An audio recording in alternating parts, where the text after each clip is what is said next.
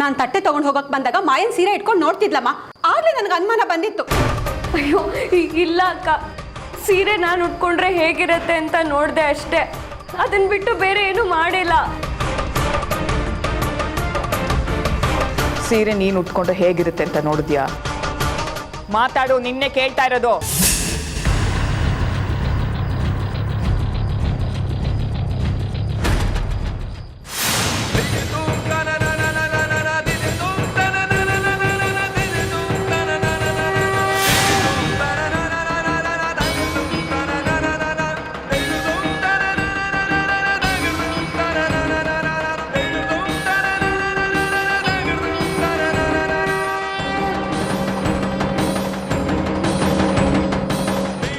ಇದನ್ನು ಒಪ್ಕೊಂಡಾಗೆ ಸೀರೆನೂ ಕತ್ತರಿಸಿರೋದನ್ನ ಯಾಕೆ ಒಪ್ಕೋತಾ ಇಲ್ಲ?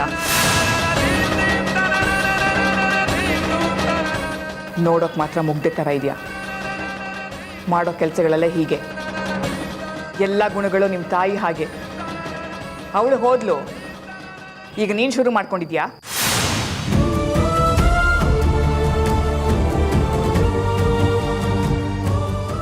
ಸೀರೆ ತುಂಡು ಮಾಡಿದ್ರೆ ಮದುವೆ ನಿಂತೋಗುತ್ತೆ ಅಂತ ಅಂದ್ಕೊಂಡಿದ್ಯಾ ಹೇಗೆ?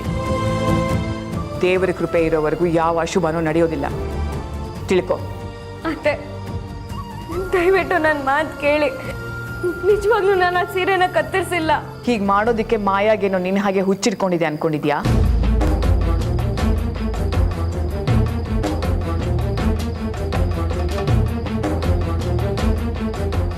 ನಿನ್ನ ತಾಯಿ ಬದುಕಿರ್ಬೇಕಾದ್ರೆ ಮುತ್ತು ನಿನ್ನ ಮದುವೆ ಆಗೋದಿಲ್ಲ ಅಂತ ಹೇಳಿದ್ದ, ನೆನಪಿದ್ಯಾ? ಅವಳು ಹೋದ್ಮೇಲೂ ಮುತ್ತುದು ಅದೇ ನಿರ್ಧಾರ. ಈ ಜನ್ಮದಲ್ಲಿ ಮುತ್ತು ನಿನ್ನ ಮದುವೆ ಆಗೋದಿಲ್ಲ. ಕನಿಕರ ಗಿಟ್ಟಿಸ್ಕೊಂಡು ಮುತ್ತುನ ಮದುವೆ ಮಾಡ್ಕೋಬೇಕು ಅಂತ ಅನ್ಕೊಂಡಿದ್ಯಾ? ಬಿಸಿ ತುಪ್ಪ ದೂರ ತಳ್ಳೋಣ ಅಂದ್ರೆ ತಾಯಿ ಅಜ್ಜಿ ಇಬ್ರು ಇಲ್ಲ, ಹತ್ರ ಇಟ್ಕೊಳ್ಳೋಣ ಅಂದ್ರೆ ಈ ತರ ಕೆಲಸ ಮಾಡ್ತಾಳೆ. ನನಗಂತೂ ನೋಡಿ ನೋಡಿ ಸಾಕಾಗಿದ್ಯಮ್ಮ.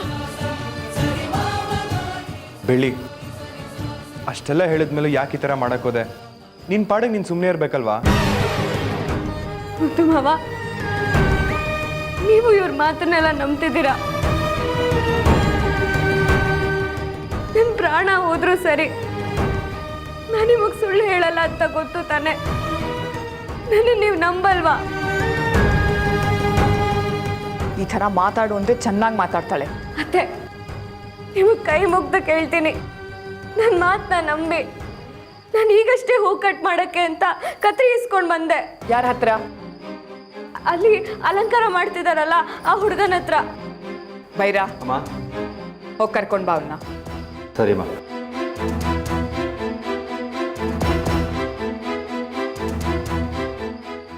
ಅಮ್ಮ,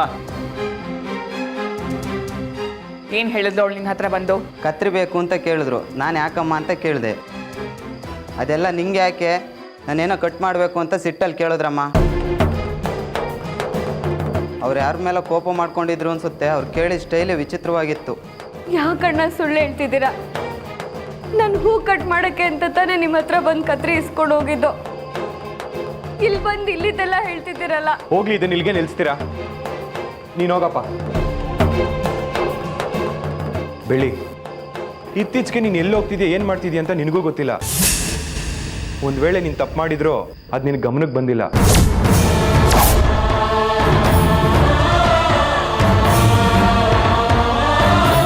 ನಿನ್ನ ದೃಷ್ಟಿಲಿ ನೀನು ಕರೆಕ್ಟಾಗೇ ಇರ್ಬೋದು, ಆದರೆ ಸರಿಯಾಗಿ ಯೋಚನೆ ಮಾಡಿದಾಗ ಏನು ಎತ್ತ ಅಂತ ಗೊತ್ತಾಗುತ್ತೆ.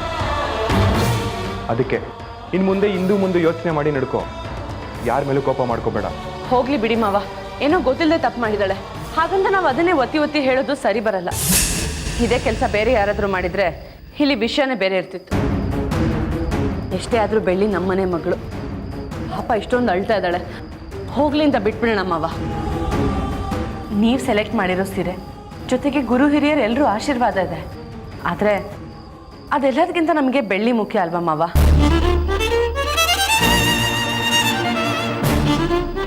ಪರವಾಗಿಲ್ಲ, ನಾಳೆ ಮದುವೆಗೆ ನೀವು ಅತ್ತೆ ಸೇರಿ ಒಂದು ಸೀರೆ ಸೆಲೆಕ್ಟ್ ಮಾಡಿ, ನಾನು ಅದನ್ನೇ ಉಟ್ಕೋತೀನಿ. ಈಗ ಪ್ಲೀಸ್ ಬೆಳ್ಳಿಗೆ ದಯವಿಟ್ಟು ಯಾರೂ ಏನೂ ಹೇಳಬೇಡಿ. ಸ್ವಲ್ಪ ಹೊತ್ತು ಅವಳ ಪಾಡಿಗೆ ಅವಳಿರಲಿ. ಸರಿ ಮಾಯಾ. ಇನ್ನೇನು ಶಾಸ್ತ್ರ ಶುರು ಆಗುತ್ತೆ ಅಂತ ಪುರೋಹಿತರು ಹೇಳ್ತಿದ್ರು. ಬೇಗ ಹೋಗಿ ರೆಡಿಯಾಗಿ. ಸರಿ. ಬೆಳ್ಳಿ ಅಳ್ಬೇಡ, ಈ ಸೀರೆ ಹಾಳಾದ್ರೆ ಏನು, ನಾ ಬೇರೆ ಯಾವ್ದಾದ್ರು ಸೀರೆ ಉಟ್ಕೋತೀನಿ. ಅದಕ್ಕೆಲ್ಲ ಅಳ್ತಾರಾ? ತಲೆ ಕೆಡ್ಸ್ಕೊಬೇಡ. ಶುಭ ಕಾರ್ಯದ ದಿವಸ ನಗ್ನಾಗ್ತಾ ಇರು, ಆಯ್ತಾ? ಮಾವ ಬನ್ನಿ.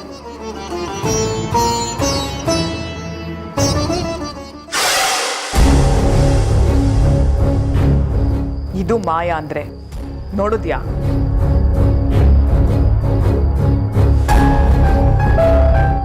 ಎಲ್ರನ್ನ ಹೇಗೆ ಸಮಾಧಾನ ಮಾಡಿದ್ಲು? ನೀನ್ ನೋಡಿದ್ರೆ ಅವಳ ಮೇಲೆ ದ್ವೇಷ ಸಾಧಿಸ್ತೀಯ. ಇದೇ ನಿನಗೂ ಅವಳಿಗೂ ಇರೋ ವ್ಯತ್ಯಾಸ.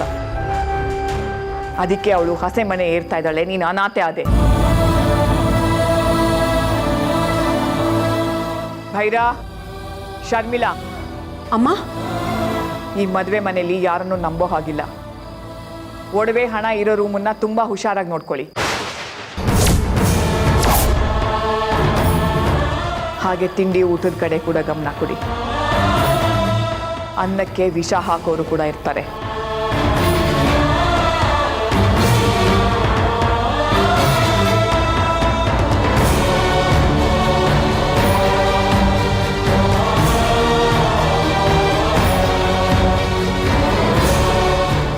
ಅಮ್ಮ, ಮನೆ ಕೆಲಸದೊಳಗೆ ಇಷ್ಟಿರ್ಬೇಕಾದ್ರೆ ಇನ್ನು ನಾವು ನೀಲಾಂಬರಿ ಮಕ್ಕಳು, ನಮಗೆಷ್ಟಿರಬೇಕು?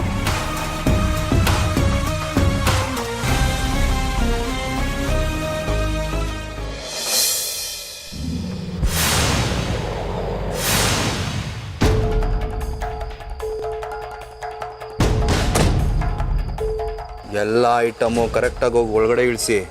ಸರಿ ಅಣ್ಣ, ಆಯಿತು.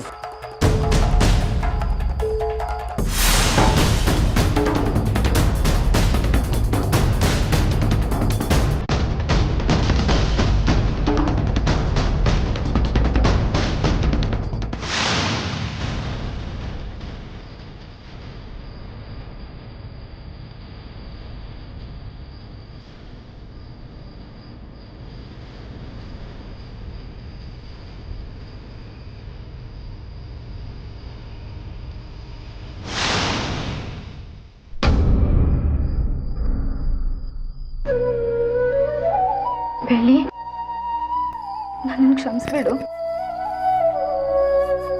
ಇದ್ರಲ್ಲಿ ನಿನ್ ತಪ್ಪು ಏನಿದೆ ಅಂತ ಕ್ಷಮೆ ಕೇಳ್ತಿದ್ಯಾ ಹರಿಣಿ? ಇಲ್ಲ ಬೆಳ್ಳಿ, ಅಷ್ಟೊಂದು ಜನ ಅವಮಾನ ಮಾಡಬೇಕಾದ್ರೆ ನಾನು ಏನೂ ಮಾತಾಡೋಕ್ಕಾಗಲಿಲ್ಲ. ಕೊನೆ ಪಕ್ಷ ನಾನು ನಿನ್ನ ಪರವಾಗಾದರೂ ಮಾತಾಡಬೇಕಿತ್ತು. ಹರಿಣಿ, ನೀನ್ ಮಾಡಿದ್ದು ಸರಿಯಾಗೇ ಇದೆ. ನೀನು ತಪ್ಪು ಮಾಡಿದೆ ಅಂತ ನಿನ್ ಮೇಲೂ ಹೊರಿಸ್ತಿದ್ರು. ಈ ಮದುವೆ ನಡಿಬಾರ್ದು ಅಂತ ನಾನು ಸೀರೆ ಹರಿದಾಕಿದ್ದೀನಿ ಅಂತ ಹೇಳ್ತಿದ್ದಾರೆ. ಮತ್ತು ಮಾವಂಗೆ ಒಳ್ಳೇದಾಗ್ಲಿ ಅಂತ ದಿನ ದೇವ್ರಲ್ಲಿ ಬೇಡ್ಕೊತಿರ್ತೀನಿ.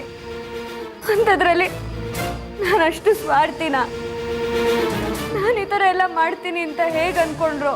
ಅವ್ರ ಗ್ರಾಚಾರ ಯಾರ್ದು ಸರಿ ಇರಲಿಲ್ಲ, ಅದಕ್ಕೆ ಹಾಗೆ ಮಾತಾಡಿದ್ದು. ನೀಲಾಂಬರಿ ಅತ್ತೆ ಅಲ್ಲಿದ್ದರು, ಅದಕ್ಕೆ ಮುತ್ತು ಮಾವ ಏನೂ ಮಾತಾಡೋಕ್ಕಾಗಲಿಲ್ಲ.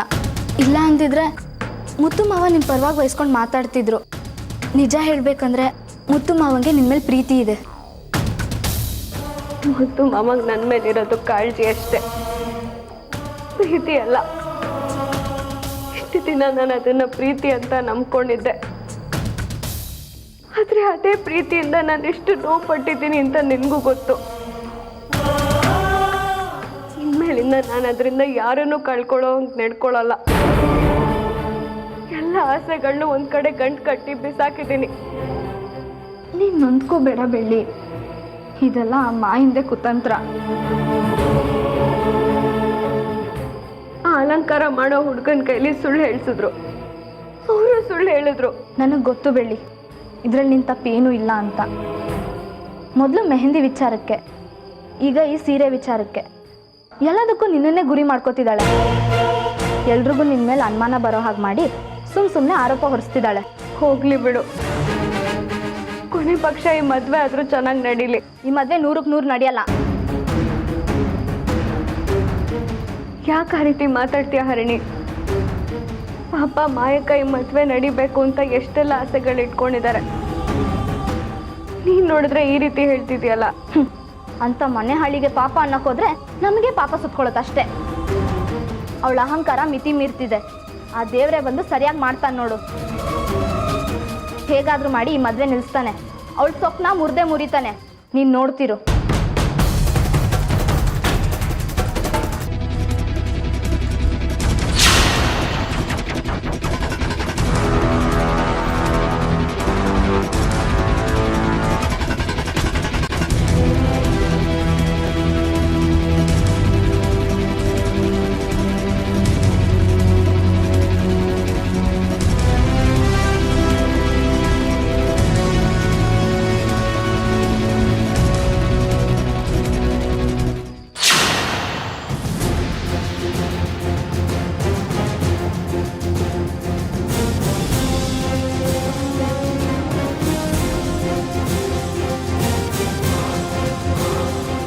ವರನ ಕೊಠಡಿ ಅಂದರೆ ಅಳಿಯಂದ್ರೆ ಇಲ್ಲೇ ಇರ್ತಾರೆ.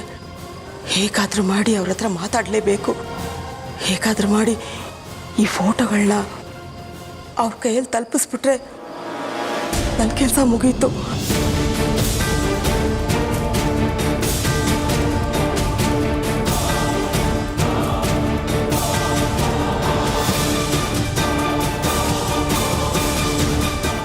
ಮುತ್ತು ಮುತ್ತು ಮುತ್ತು ಮುತ್ತು ಮುತ್ತು ಯಾರಿಷ್ಟೊತ್ತಲ್ಲಿ?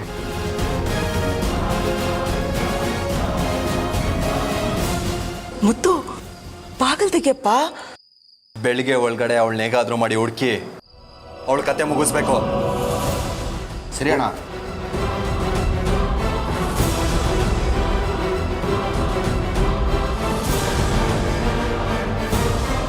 ಇವನು ಯಾಕೆ ಈ ಟೈಮಲ್ಲಿ ಇಲ್ಲಿಗೆ ಬರ್ತಿದ್ದಾನೆ? ಈಗ ನಾನು ಏನು ಮಾಡಲಿ? ನೋಡ್ರ, ಮದುವೆಗೆ ಅಡ್ಡಿ ಆಗ್ಬಾರ್ದು, ಅರ್ಥ ಆಯ್ತಾ? ಯಾಕಣ್ಣ ನಿದ್ದೆ ಬರಲಿಲ್ವಾ? ಇಲ್ಲ ಕಣೋ, ಯಾರೋ ಬಾಗ್ಲು ತಡ್ದಾಗಾಯ್ತು, ಅದಕ್ಕೆ ಡೋರ್ ಓಪನ್ ಮಾಡಿದೆ. ಹೌದಾ?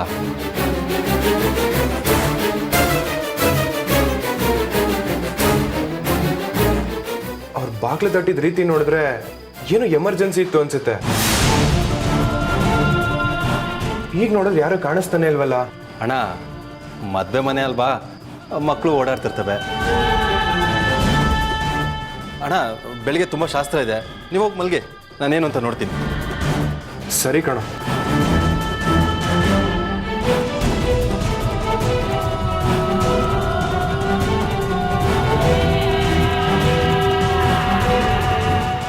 ನನಗೇನೋ ಅದು ಮೀನಾಕ್ಷಿನೇ ಅನಿಸ್ತಾ ಇದೆ. ಅವಳೇ ಇರ್ಬೋದಣ್ಣ. ಎಷ್ಟು ಧೈರ್ಯ ಇದ್ರೆ ಅಣ್ಣನ ಹತ್ರ ಬಂದು ಮಾತಾಡ್ತಿದ್ದಾಳಲ್ಲ. ನನ್ನ ಕೈಗೆ ಸಿಗಬೇಕು, ಚುಚ್ಚಿ ಸಾಯಿಸ್ಬಿಡ್ತೀನಿ. ಲವ್, ಇಡೀ ಚೌಟ್ರಿ ಹುಡ್ಕೋ. ಸರಿ ಅಣ್ಣ. ಎಲ್ಲಾದರೂ ಸಿಕ್ಕಿದ್ರೆ ನಂಗೆ ಒಂದು ಫೋನ್ ಮಾಡು. ಸರಿ ಅಣ್ಣ, ನಾನು ಬರ್ತೀನಿ. ನಡಿ, ಹುಡ್ಕೊ.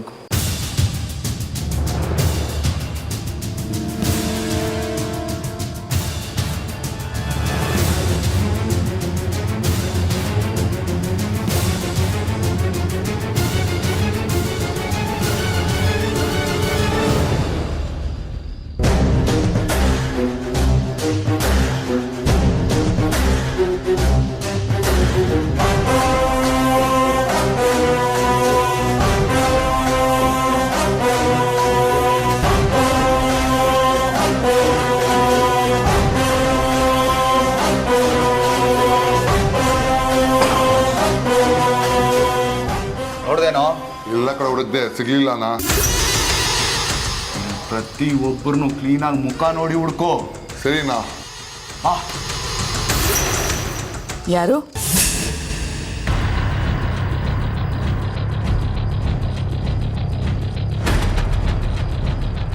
ಯಾರದು? ಯಾರು ಶಬ್ದ ಮಾಡಿದ್ದು?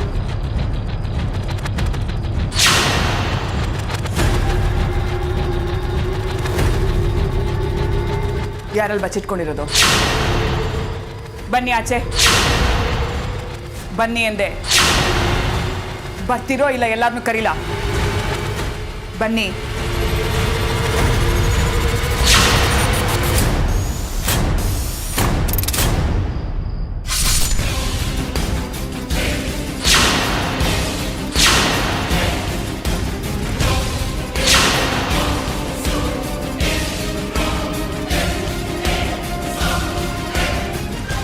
ಸೈನ್ ಹಾಕುಂದ್ರೆ ನಾಟಕ ಆಡ್ತೇನೆ, ಸವಾಲ್ ಬೇರೆ ಹಾಕ್ತೀಯಾ? ನೀಲಕಂಠ, ಹಚ್ಚು ಮನೆಗೆ ಬೆಂಕಿ.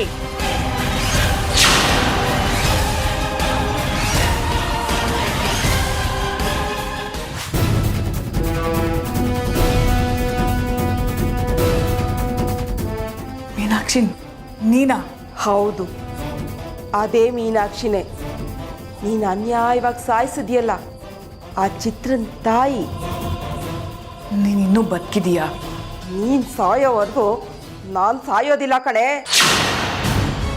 ನೀನು ಹೇಗೆ ನನ್ನ ಮಗಳನ್ನ ಕೊಂದೆ, ಹೇಗೆ ಈ ವಿಷಯನೆಲ್ಲ ಅವರಿಂದ ಮುಚ್ಚಿಟ್ಟೆ, ಇದನ್ನೆಲ್ಲ ಅಳಿಯಂದ್ರ ಹತ್ರ ಬಯಲು ಮಾಡೇ ಮಾಡ್ತೀನಿ, ನೋಡ್ತಾ ಇರೋ. ನೀನು ಮಾಡಿದ ಪಾಪಕ್ಕೆ ಈಗ ವೀಲ್ ಚೇರ್ ಮೇಲೆ ಕೂತಿದ್ಯಾ. ಆದಷ್ಟು ಬೇಗ ನಿನ್ನನ್ನು ಅವನ ಮೇಲೆ ಕರ್ಸ್ಕೋತಾನೆ. ಅವನೇನಾದರೂ ನಿನ್ನನ್ನು ಕರ್ಸ್ಕೊಳ್ಳಿಲ್ಲ ಅನ್ಕೋ, ನಾನೇ ನಿನ್ನನ್ನು ಅವನ ಹತ್ರ ಕಳಿಸ್ತೀನಿ. ನೀನ್ ಸಾಯ್ತೀಯೋ ಇಲ್ಲ ನಾನ್ ಸಾಯ್ತೀನೋ ನೋಡೇ ಬಿಡೋಣ ಕಣೆ. ನೋಡೇ ಬಿಡೋಣ.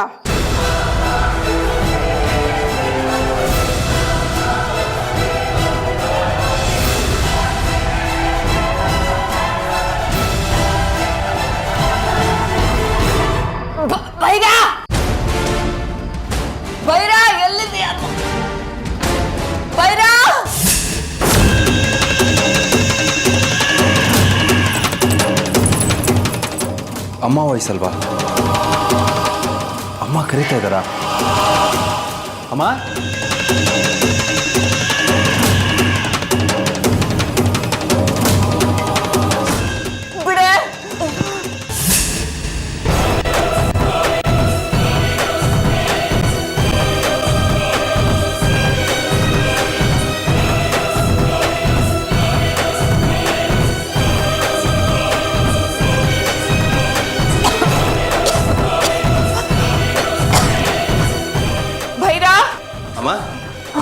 ಯಾಕೆ ಕೂಗಿದ್ರಿ? ಏನಾಯ್ತು? ಬೈರ, ಚಿತ್ರ ಅವ್ರ ತಾಯಿ ಮೀನಾಕ್ಷಿ ಬಂದಿದ್ಲು. ಮೀನಾಕ್ಷಿ? ಹಾ, ನನ್ನ ಕತ್ ಹಿಸ್ಕೆ ಕೊಲ್ಲಕ್ಕೆ ಪ್ರಯತ್ನ ಮಾಡಿದ್ಲು. ನಿಮ್ಗೇನಾಗಿಲ್ಲ ತಾನೆ? ನಾನು ಹುಷಾರಾಗಿದ್ದೀನಿ, ಆದ್ರೆ ಅವಳ ಮಾತ್ರ ಜೀವಂತವಾಗದು ಸರಿ, ಹೆಣವಾಗದು ಸರಿ, ನನ್ನ ಮುಂದೆ ಕರ್ಕೊಂಬಂದು ನಿಲ್ಸು. ಸರಿಮ್ಮ, ನೀನು ಹುಷಾರು. ಹೋಗು.